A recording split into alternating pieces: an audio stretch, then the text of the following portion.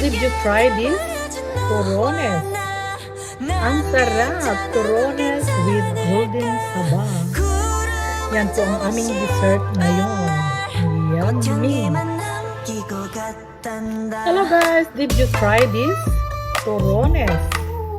Ang sarap, turones with golden saba. Yan po ang aming dessert ngayon. Yummy! So guys, ayan na yung ating turones. Guys, ito na ang ating turones. Ito, atin na iprito. Ayan. At ayan ang ating sabalong. Ayan, turones. Turones kasi maliliit lang siya. Ang turones na sabaw. Ayan, masaya pa.